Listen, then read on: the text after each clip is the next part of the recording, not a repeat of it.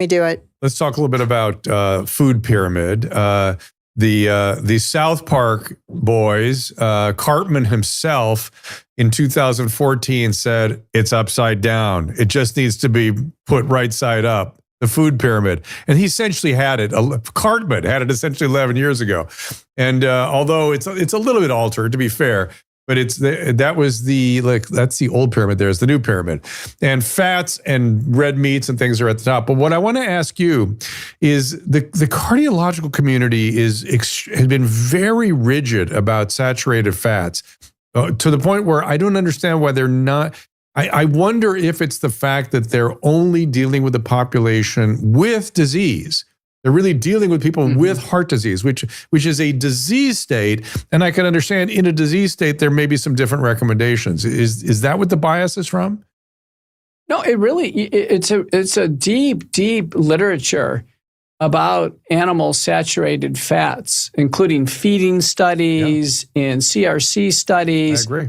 Where it's clear, the saturated fats from animals in butter, milk, and in those steaks, and it directly stimulates the liver to produce cholesterol. I mean, it's a straight line relationship. So with this food pyramid, it's not what I would have approved because the key concept here is the protein is all the same. The peptide's the same. So the protein in a plank of salmon is the same protein that's in, a Texas steak. What's the difference? It's the package. The package in the salmon is essential, healthy omega-3 fatty acids. The package in the steak is not essential, and in my view, harmful animal saturated fat.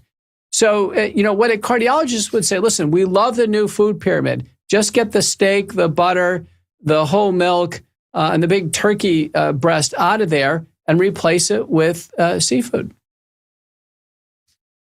Are you aware that there is a very different profile to odd chain saturated fatty acids than even chain saturated fatty acids? And so we've not yet incorporated all that into this pyramid, it seems to me. Right. So, I mean, some have gone back, and these people tend to be on the keto carnivores sort of the spectrum.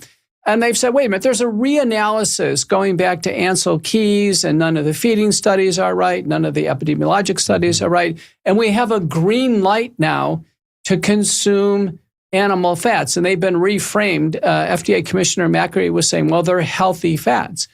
I'm not convinced. I've looked at the literature, trying to look at the Minnesota Heart Study and a reanalysis of it. I think it's more what's called confirmation bias. People who are on the keto carnivore diet, they want to eat sticks of butter. They really do. And I can tell you, as a rational doctor and a cardiologist, my advice is don't eat sticks of butter.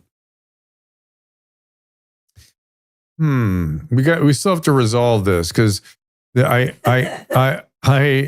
a cardiologist. Well, no, if you notice in the food pyramid, there's a lot of fruits and vegetables, which mitigates the ingestion of the animal fats and the dairy fats. But at the same time, they just had a series of studies that came out that showed lower dementia rates in people that take high saturated dairy fats, high quality dairy fats, eat a lot of cheese, eat a lot of cream. And again, this is what I'm thinking. I'm thinking these things are very disease specific. We're not talking about all-cause mortality. You were talking about cardiac disease. I'm talking about dementia. I think we still have to kind of sort that stuff out yet. Well, that's a fair comment. But, I can tell you nutritional epidemiology is highly flawed because, nobody sticks on a diet, and people are all over the place, and they're trying to do food frequency questionnaires. The only groups who really stay on a diet and they stick with it are particular religious groups. And the one to point to are the Adventists. Now, Ben Carson's been named our National Nutrition Advisor. It's interesting. Adventists are lifelong vegans. They don't eat any animal proteins at all. No dairy, no saturated fat whatsoever. And they're some of the longest lived, healthiest people in the country, the Seventh-day Adventists. Yeah, a friend of mine is a nutritionist, biochemist, and she's a family practitioner also now. And she said, nutrition is so complicated, you really can't say anything except she goes, I can say though that these unsaturated fats, when you heat them up, are carcinogenic. And that when they're deposited in adipose, they seem to have an inflammatory component.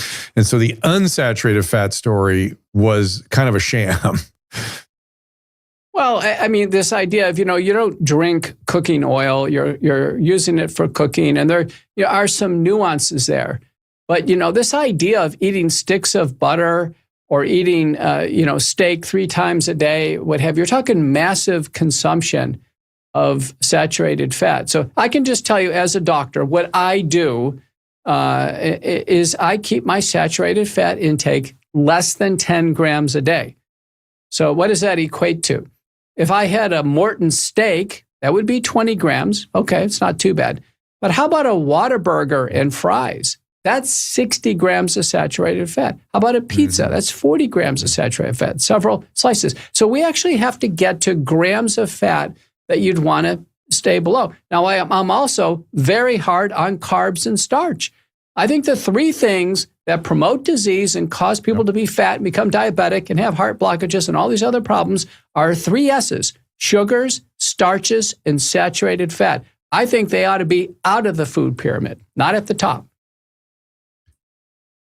And I think at least, all right, then we all can agree that that the carb story is finally being told more accurately. And really, the carb story is really the insulin. It's really an insulin story is really what it is.